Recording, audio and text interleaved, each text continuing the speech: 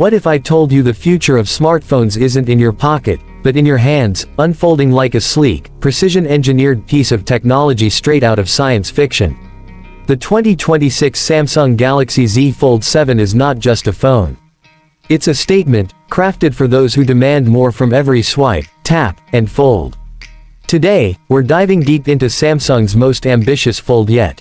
After years of iteration, refinements, and innovations, the Z Fold 7 has arrived, and it's packed with more intelligence, elegance, and raw power than ever before. Let's start with the design. It's thinner, just 10.2mm when folded, and even lighter, thanks to Samsung's new Armor Fiber alloy frame, which combines strength and flexibility.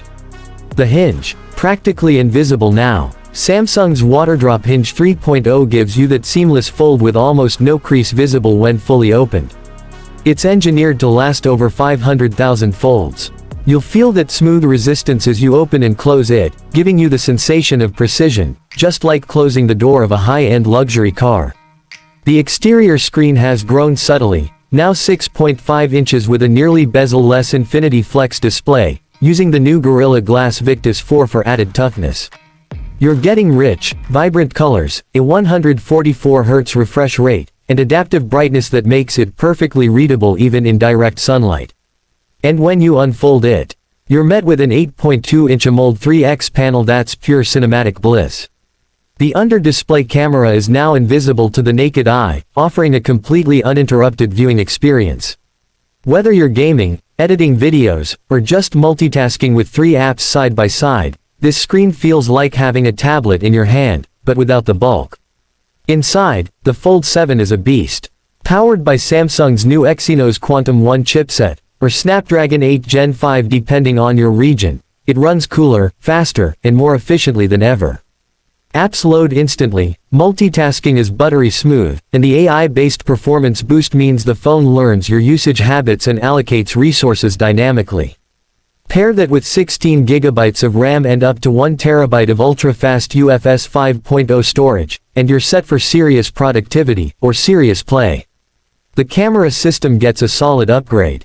The triple-lens rear setup includes a 200 megapixels main sensor, a 50 megapixels ultra-wide, and a 10x periscope zoom lens that lets you capture crisp detail even from across a stadium.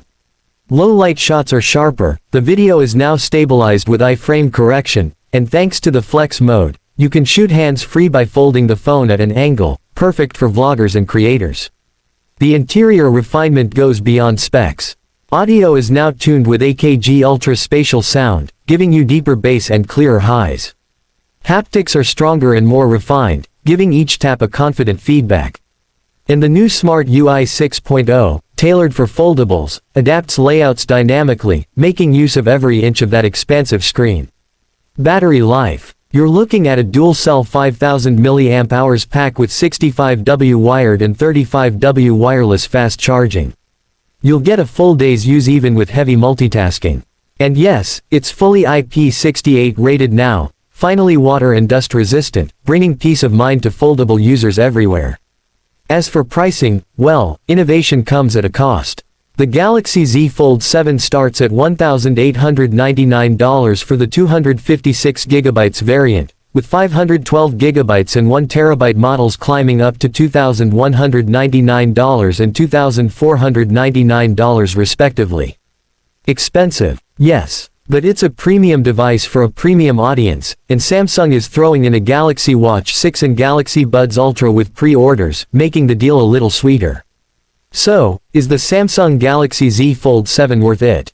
If you're someone who craves innovation, wants the cutting edge of mobile technology, and sees your phone as more than just a communication device, this is for you. It's not perfect, but it's damn close. This isn't just a phone. It's a fold, redefined. Don't forget to like, subscribe, and drop a comment below on whether you'd pick the Fold 7 or stick to the classic slab. Thanks for watching, and I'll see you in the next one. Would you like this script converted into a voiceover-ready format or broken into a teleprompter-style layout?